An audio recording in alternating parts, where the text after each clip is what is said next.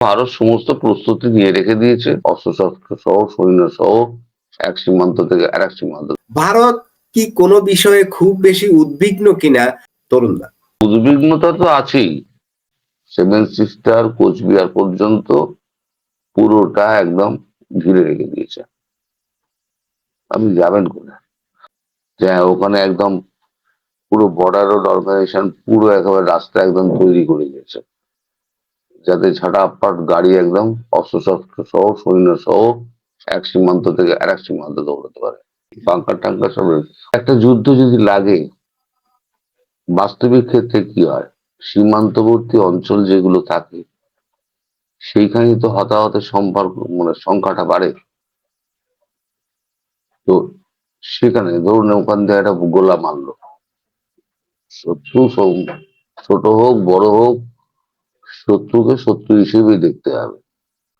স্কুলগুলোকে সমস্ত খালি করে সেখানে সৈন্যদের রাখা, ব্যাকআপ আর্মি, যেটা সৈন্যগুলোকে রাখা। ভারত সমস্ত প্রস্তুতি নিয়ে রেখে দিয়েছে এবং 7 কর্মদিবস, আমি যেটা ভিডিও করেছিলাম, অজিত দোভাল 7 কর্মদিবস সময় দিয়েছে, তারপরে আর সময় দেবে না। পাকিস্তান হলে এইটা বলতো না, কিন্তু বাংলাদেশ যেহেতু আমাদের বন্ধু রাষ্ট্র, বাংলাদেশের সঙ্গে আমাদের একটা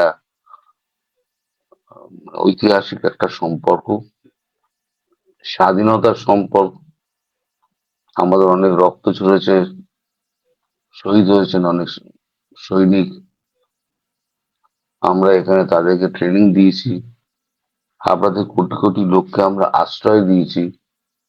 মানে সেই দেশটাকে আক্রমণ করার আগে ভারত 10 বার চিন্তা করছে, কিন্তু বিষ এখন মাথায় উঠে গেছে, এখন আর বিষ আর পায়নি, সাপে কেটেছে তো বিষ আর পায়নি, বিষ মাথায় উঠে গেছে। তো এখন এই বিষ নামাতে গেলে এখন এই অ্যান্টিভেনাম যে দিতে হবে, সে অ্যান্টিভেনামটা প্রয়োগ করতেই হবে, এছাড়া কোনো উপায় নেই। আর এই কারণেই সমস্ত স্কুল এবং হাসপাতালগুলোকে খালি করা হচ্ছে, খালি করে সব রেডি করা হচ্ছে। তারপর কিছু ধরুন খাবার দাবার, শুকনো খাবার দাবার, এগুলো তো প্রয়োজন হয়, সেগুলোকে স্টক করা হচ্ছে, গোলা বারুদ স্টক করা হচ্ছে, তার জন্য আলাদা জায়গা ঠিক করতে হচ্ছে। স্কুল প্রেমিসেস যেখানে মাঠগুলো রয়েছে সেখানে আপনার এই বাংকার তৈরি করে, গোলা বারুদ যেখানে আজ থাকবে সেখানে যদি একটা রকেট পড়ে তাহলে তো মানে বিরাট ক্ষতি হয়ে যাবে। ওই জন্য বাংকার গুলো তৈরি করা হচ্ছে। বাংকার হয়ে গেছে অনেকদিনই, সেটা আমিও প্রকাশ করিনি, এখন সরকার থেকে যখন বলেছে তাই আমি প্রকাশ করলাম। বাংকার টাঙ্কার সব অনেকদিন আগে একবার বলেছেন, অজিত দোভাল গোপনে কলকাতা এসেছিলেন, এসে সীমান্ত অঞ্চলে গেছিলেন, অনেকদিন আগে বলেছিলাম। এবং সেখানে বাংকার গুলো তৈরি হচ্ছে, এটা বলেছিলাম হয়তো 6 মাস আগে বোধহয়।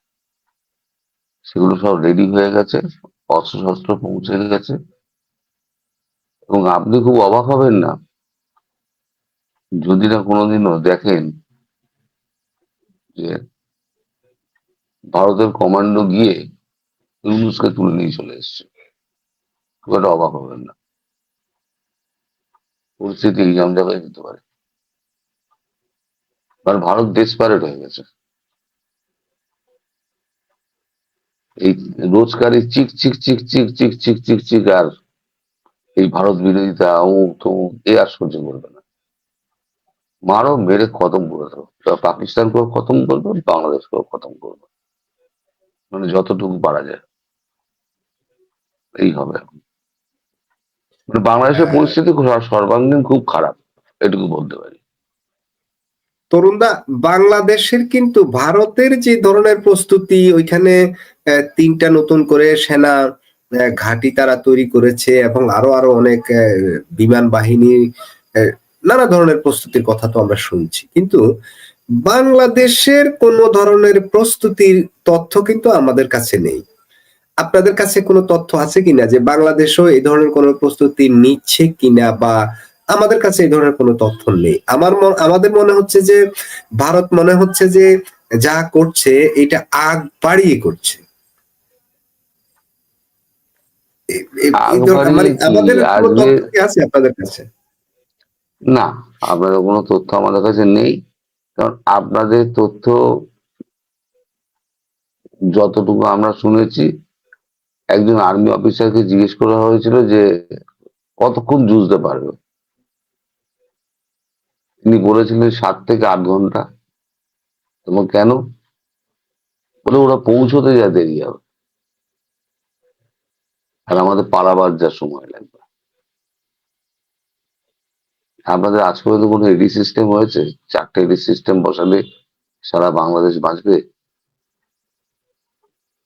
আমাদের টোটাল ওয়েস্ট বেঙ্গল, বিহার, উড়িষ্যা, ঝাড়খণ্ড জুড়ে আমাদের সমস্ত এডি সিস্টেম বসানো হয়ে গেছে। আপনি যদি ওখান দিয়ে কোনো ড্রোনের টার্কির ড্রোন মারেন, পাকিস্তান যে এত মেরেছিল, 5,000 মেরেছিল একসঙ্গে, 5,000 একসঙ্গে, একটাও ভারতের মাটিতে পড়েছিল? এই যে রাফাল বলে, রাফাল নাকি 5টা না 6টা, রোজই একটা করে বেড়ে যায়, এখন নাকি 8টা হয়েছে। তো একটা তো ভগ্নাংশ দেখাতে পারলাম। আমরা পাকিস্তানকে মেরেছি, তার ছবি আমরা প্রকাশ করে দিয়েছিলাম মিডিয়ার সামনে, প্রেস কনফারেন্স করে।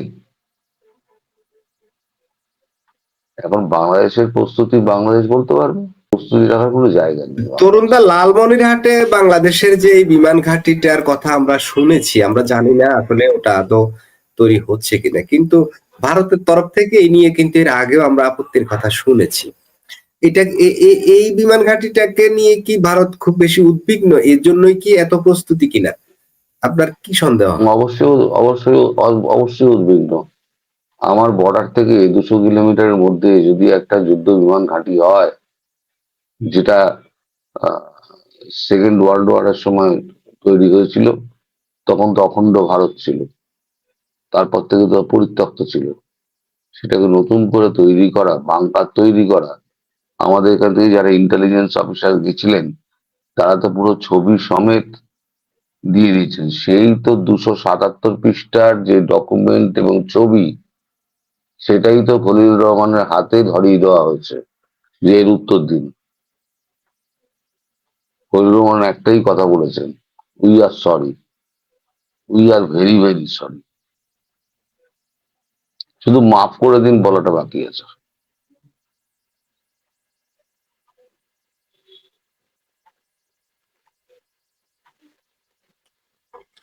জি তরুণদা, আমি একটু রফিক ভাই ভারতের যে প্রস্তুতি, নিশ্চয়ই এই খবরগুলো রাখেন। আমার কাছে মনে হচ্ছে ভারত কেন জানি এ, বাংলাদেশের তরফ থেকে কোনো ধরনের প্রস্তুতি কিন্তু আমরা জানি না যে বাংলাদেশ ভারতের সাথে যুদ্ধ করবে বা করার মতো হুমকি ধুমকি বা কিছু কথা ব্যক্তি বিশেষ বলছে, এটা ঠিক আছে। এটা আমাদের মিডিয়াতেও আসছে, যেটা ভারতের মিডিয়াতেও আসছে। ভারত কখনো কখনো সহজভাবে প্রতিবাদও করেছে এই কথাগুলোর। কিন্তু বাংলাদেশের কোনো সামরিক প্রস্তুতির কোনো তথ্য কিন্তু আহ, আমাদের কাছে এ যাবৎকালে নেই, এবং ভারত সম্ভবত আহ, খুব আগ বাড়িয়ে এই প্রস্তুতিগুলো নিয়ে রাখছে। রফিক ভাই, যদি 5 মিনিটে একটু এই বিষয়টি একটু আলোচনা করেন, ভারতের উদ্বেগের কি কারণ থাকতে পারে? শুনেন, ভারতের উদ্বেগের কারণ তো অবশ্যই আছে। এতদিন তো ছিল না, 54 বছরে তো ছিল না। এখন আপনি যদি এখান থেকে বসে বসে আপনি হুমকি দেন, আপনার যে মিত্র শক্তি, নতুন মিত্র শক্তি, যাদের সাথে আপনার যুদ্ধ করে দেশ স্বাধীন করছেন, যাদের বিরুদ্ধে, তারা যদি তাদের সাথে হাত মিলায় চলেন, যাদের সাথে ওদের ভারতের শত্রুতা আছে, এখন আপনার ওখানে বিভিন্ন ধরনের আপ্যায়ন করতেছেন, খাইতেছেন, ইয়ে করছেন, তাহলে ওই লোক ভয় পাবে না? তাহলে ভয় পাওয়া নাকি, ভয় পাওয়ার ব্যাপার না, সেটা হলো তার দেশের যে মানুষের নিরাপত্তা দেওয়ার জন্য সেটা সেফটি নিবে না। আমি তো সবসময় কথা বলছি, এটা আগ বাড়ায় বলার তো কিছু নাই। এতদিন ওই এলাকা, আমি তো আগেই বলছি, ওই এলাকা দরকার ছিল না, কারণ ভারত বাংলাদেশকে একদম মনে করছে যে খুব আমরা তাদের ঘনিষ্ঠ বন্ধু। সুতরাং ওই সীমান্ত নিয়ে এত মাথা ঘামাইছে না। ইন্ডিয়া ওই দিক দিয়ে আপনার ভারতে, পাকিস্তানের, আর ওই দিক দিয়ে চায়নার সীমান্ত নিয়ে হারা ব্যস্ত ছিল, কিন্তু এসব নিয়ে চিন্তাই করছে না। এখন যখন দেখতেছে যে না, ভারতের যে সবচেয়ে বড় শত্রু এবং বাংলাদেশে যাদের সাথে যুদ্ধ করছে, অনবরত নিয়ে আপনি মনে করেন যে আপনার যে ওই যে আপনার 30 লোক মারছে, 8-10 লাখ নারী নির্যাতন করছে, লাখ লাখ বাড়ি পুরাইছে, ওই লোকে যদি আপনার বন্ধু হয় তাহলে বলার তো কিছু নাই। ভারত যদি এই জিনিসটা যদি করতে হয়, ভারত তো ভয় পাবে যে ওরা তো অরিজিনালি, আমি তো বললে যে কি বলবো, আমার মুখে দেশ এটা দাদারা আসলে আমাদেরকে গালাগালি করে, ওই কথাটা আমার মুখে দেয়াইছে বলছে। আপনি কতটুক মানে নিমুখ হারাম হইলে এই কাজটা আমি করতে পারেন দেশের। আমি তো মনে করি আমি যদি এই কাজটা করি, আমি আমি আমি তো দেশের কি ভালোবাসি না, দেশকে ভালোবাসি না। কারণ যাদের সাথে আমি যুদ্ধ করছি তাদের সাথে আমি কিভাবে হাত মিলাবো, সম্ভব না। এখন আপনি ওদের সাথে খাইতেছেন, খুব আনন্দ ফুর্তি করতেছেন, হুমকি দিচ্ছেন তাদেরকে নিয়ে, তারাও হুমকি দিচ্ছে।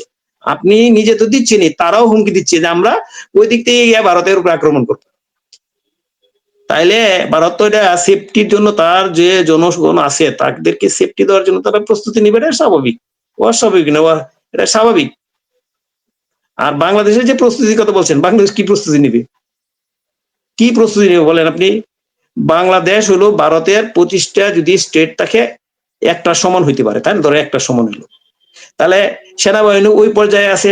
ভারতের আমি যতটুকু জানি ভারতে 20 লাখ সক্রিয় সেনা আছে, আর রিজার্ভ সৈন্য আছে আরো ধরেন আরো 10 লাখ না 12 লাখ। আমি তারা বলে আমি সবসময় এটার আমি ইগনোর করে যাই। আমি কোনোদিনই আশা করি না যে ভারতের পক্ষ থেকে বাংলাদেশের উপরে কোনো ইয়ে হবে। তবে সবসময় বলছে ভারত যদি কোনো কারণে আক্রান্ত হয় মনে হয়, সেক্ষেত্রে তারা তো অবশ্যই তারা ইনিশিয়েটিভ নিবে। আক্রান্ত বলতে এরকম, এই যে আপনার ওদের মানে ওই ইয়াতে গিয়া দেশে গিয়ে আপনার জঙ্গি হামলা করা, এই করা সেই করা, এটাই ওর বড়। যেটা পাকিস্তান করে, পাকিস্তান তো কোনোদিন ভারতকে ওইভাবে কিন্তু আক্রমণ করে না যে আপনাদের এই বিমান ঘাটিতে হামলা করবো, ওইখানে হামলা করবো। ওর কাছে শয়তান পাঠায় দেয়, শয়তান গিয়া ওই সাধারণ মানুষটি মেরে আসে। ওই আমাদের এদিক থেকে ওই ভূখণ্ড থেকে এরকম শয়তান পাঠাবে, গিয়া ওই জনগণকে আপনার ক্ষতিগ্রস্ত করবে। সেটার জন্য তো ভারত অবশ্যই।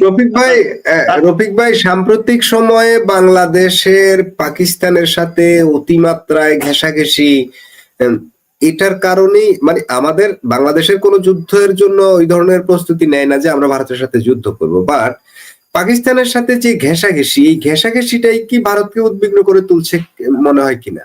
ঘেঁষাঘেঁষিটা তো আপনি এটা কম বলছেন। আপনি ঘেঁষাঘেঁষি বলবেন কিভাবে? এটা আপনি ঘেঁষাঘেঁষি বলবেন কি? আপনি যে যারা এখানে আপনার সামাজিক যোগাযোগ মাধ্যমে এই যে আলোচনা করতে, সবাই যে বিজ্ঞ আলোচকরা আলোচনা করতেছে, মানে এই পর্যন্ত কতবার ভারত পাকিস্তানি সেনাবাহিনী আমাদের এই দেশে আসছে, আপনার আইএস এর গোয়েন্দারা আসছে, পাকিস্তানের সেনাবাহিনীর সেকেন্ড ম্যান আসছে, গতকালকে পরশুদিন দেখলাম ওদের যে আপনার আরেকজন সেনাবাহিনীর লোক আসছে। এই ঘেঁষাঘেঁষি কি? আপনারা তো ধরেন আপনার উঠে পড়ে লাগছেন, পাকিস্তান তো উঠে পড়ে লাগছে, যেটা হলো বাংলাদেশকে ধ্বংস করতে হইব। সুতরাং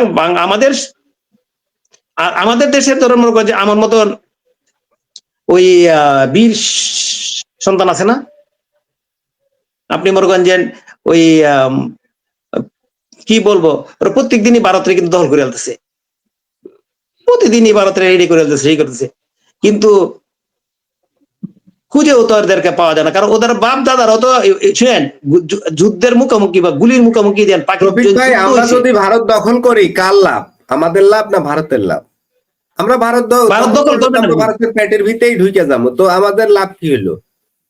না, আপনি ভারতকে আপনি দখল করবেন না ভারত আমাদের দখল করবে? আমরা কি করবো? আমাদের পেট তো ছোট, আমরা ভারতকে ঢুকাবো কিভাবে? না, আমি কিন্তু ভারতকে আপনি দখল করবেন না ভারত আপনাদের দখল করবে? আমরা ভারতের পেটের ভিতরে ঢুকে যাব দখল করতে গেলে, এটা কি সম্ভব? আমি বলতেছি কি, ভারত কি আপনারা দখল করবেন না ভারত আপনাদেরকে দখল করবে? সোজা কথা হচ্ছে গজবাই হিন্দ হবে কিনা, গজবাই তুর হিন্দ হবে কিনা, এই একটা স্বপ্ন স্বপ্ন স্বপ্ন তো দেখা খুব ভালো, তাই না? নাই, মধ্যযুগ নাই, এখন আধুনিক যুগ। স্বপ্ন না, তাতেও মানুষ কালো চশমা পরে রয়েছে সামনে, যে আপনি এটা কমেন্টটা রেখে দিয়েছেন না, ভারত কিছুই করবে না। হ্যাঁ, এই ঘোরের মধ্যে মানুষ না করবে না। এই যে শুনেন, করবে না যেটা বলছেন, আমি তো প্রথমে বলছি করবে না ভারত। আমার শেষ করতে দিন একটুখানি। এই যে করবে না বলছে এরা, তার বাড়ির সামনে যদি এখন চোর ডাকাতের উৎপাত হয়, তার বাড়ির বাইরে পাঁচিল সে দেবে না? আমাকে সিম্পল কথা বলুন, সে 4টে কোণে 4টে সিসি ক্যামেরা লাগাবে না? কারণ তার নিজস্ব সুরক্ষার ব্যাপার। আর এখন ভারতবর্ষের ঘোষিত নীতি হচ্ছে, যদি ভারতবর্ষের অখণ্ডতা এবং সার্বভৌমত্বের উপর আঘাত আসে বা ভারত মনে করে আঘাত আসতে পারে, তাহলে সেটা অ্যাক্ট অফ ওয়ারের মধ্যে পড়বে। আর দিল্লি ব্লাস্টের সঙ্গে বাংলাদেশের যোগাযোগ সম্পূর্ণ স্থাপিত হয়ে গেছে, সেটাও খলিলুর রহমানকে দিয়ে দেওয়া হয়েছে। এবার আপনি বলুন আমাকে, আমার দেশের মাটিতে ঢুকে আমার এখানে বিস্ফোরণ ঘটাচ্ছে, যেটা পাকিস্তান করতো সেই একটা এখন বাংলাদেশ করছে, তাহলে পাকিস্তান আর বাংলাদেশকে আমি আলাদা করে দেখব কি করে? তারপরে কি করছে ইউনূস সরকার? যারা শত্রু, পাকিস্তানকে নিয়ে আসছে, টার্কিকে নিয়ে আসছে। মুসলিমরা এমন একটা জাতি, যারা, আমি সবাইকে বলছি না, এই ধরুন টার্কি, এত বড় ভূমিকম্প হলো, সব তো বহু হাজার হাজার মারা গেছে। প্রথম সবার আগে ত্রাণ পাঠিয়েছিল কে? ভারতবর্ষ।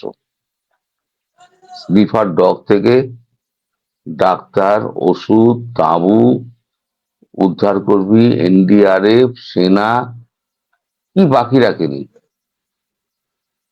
কিন্তু পাকিস্তানের সঙ্গে যখন যুদ্ধ হলো ভারতের, তখন টার্কি কিন্তু প্রথম ড্রোনটা দিল হচ্ছে, টিভি ড্রোনটা দিল হচ্ছে পাকিস্তানকে।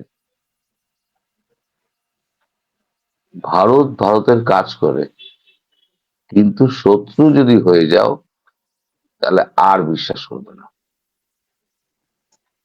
সেই টার্কিকেও আপনারা ডেকে এনেছেন, বাকি কি রেখেছেন বলুন? তারপরেও লিখছেন যে ভারত কিছু করবে না।